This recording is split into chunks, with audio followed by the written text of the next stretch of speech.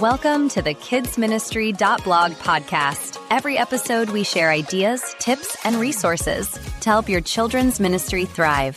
Okay, so have you ever, poured hours into designing the perfect flyer? Like really perfect, convinced this is it, this is the one that's going to pack the room. Yeah. And then crickets. It just kind of vanishes. Or maybe ends up in the recycling bin. So frustrating, right? It really is. You put in all that work for the promotion and it feels like it just evaporates sometimes. Exactly. Well, today we're doing a deep dive into why that happens, looking at some really surprising truths about effective event promotion. We've got this fascinating account based on real experience that kind of flips the usual advice on its head. So our mission, figure out what really works to get people to show up. It's a great question to tackle. Why do our super careful formal plans often get ignored, but then almost accidentally some other effort just works and suddenly the event is packed? There's a logic there, and it's maybe more about, human psychology than fancy graphics. Okay, let's jump right in with maybe the best example from the source material. The accidental pizza party. Seriously. Yeah, that one's amazing. So picture this. An email is meant to go out for a prayer meeting. Standard stuff. Yeah. But someone rushes, types the wrong thing, and the subject line says pizza party. Uh-oh. Or maybe, not uh-oh. Exactly. Suddenly people are texting back, pizza, when, where? And this completely imaginary pizza party gets the best midweek turnout they'd seen in months, all for the original prayer meeting. It's incredible. And what that just screams is the power of words, right? Pizza party, it's fun, it's communal, probably involves kids easily. It just clicked with families instantly in a way that maybe family fellowship dinner or prayer meeting didn't quite capture. Are we using language that actually, resonates emotionally? Such a good point. It's not just what we say, but how, and also where we say it. Let's talk about the bulletin board issue. Yes, the infamous bulletin board. The source was pretty clear. Adults, honestly, they're like kids. They walk right past those formal displays. Hardly anyone stops to read them properly. Information overload. So what did work? Putting simple info like 3 lines max in what they called unavoidable places. Think the mirror in the bathroom. Or right next to the coffee maker. Yes, because you have to look there, even for a second. It's about meeting people quite literally where their eyes already are. You can't expect them always to seek out the information hub. You got to put it in their path. Simple, but easy to forget. Totally. Okay, shifting gears to digital. Texting.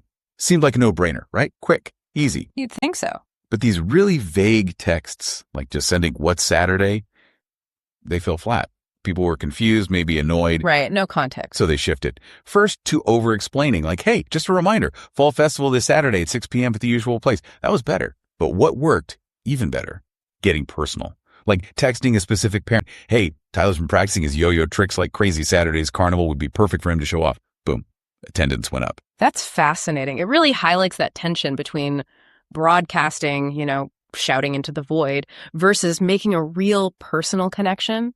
That tiny bit of personalization, linking it to Tyler's yo-yo, makes it relevant. It makes it matter to that parent. We often sacrifice that connection for efficiency, don't we? We absolutely do. We hit send all without thinking about send to one.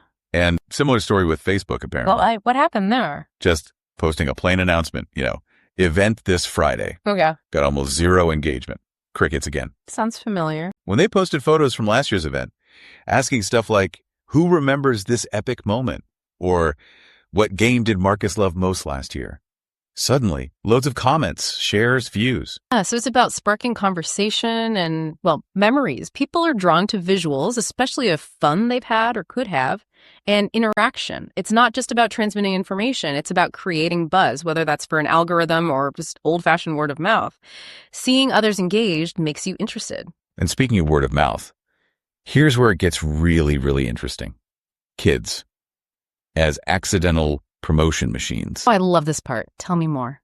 The source mentioned kids just overhearing adults talking casually. Like someone mentions offhand, oh yeah, we need to order the bounce house for the summer kickoff. Just chatter. But the kids hear bounce house and suddenly they're running to their parents. Mom, Dad, there's going to be a bounce house. Creating all this excitement before any official announcement even goes out. It's pure, unfiltered curiosity driving the message. It shows how powerful those informal networks are. Sometimes a casual mention beats a formal announcement. Though you do have to be careful, right? A kid world fact, like the exact size of the bounce house, can become absolute gospel, even if it's slightly wrong. So true. Okay, so we've had pizza, bathrooms, texts, Facebook, kids, but what was the ultimate number one strategy, according to the source? Let me guess. Something low-tech. You got it. Personal conversations.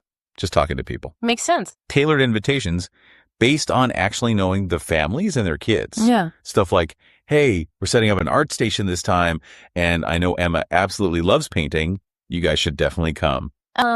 See, it connects back to that personalization again. It shows you care, that you actually thought about them, not just filling a slot. Exactly. That approach apparently beat mass emails and flyers hands down every single time for actually getting people through the door. And it underscores that bigger point, doesn't it? That relationships are key. But maybe the biggest takeaway, the one that kind of underpins everything else.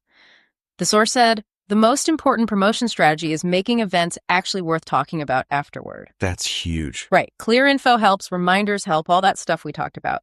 But if the event itself is genuinely good, fun, meaningful, that's the best promotion for the next time. It generates its own positive buzz. So wrapping this up, what does this all mean for you listening? It seems like it's less about mastering graphic design for that perfect flyer. Yeah, maybe put the Canvas subscription on pause for a bit. And more about, well, understanding people, how they think, where they look, what actually grabs their attention. It's about using those real, genuine connections. And fundamentally, creating experiences that have inherent value, things people want to come to. So the final thought maybe isn't just, how do I promote this event? Right. Maybe the better question is, how can I make this event so good, so compelling, so worthwhile that it almost promotes itself? What can you plan next that people will be buzzing about naturally just because it was awesome? Thanks for listening.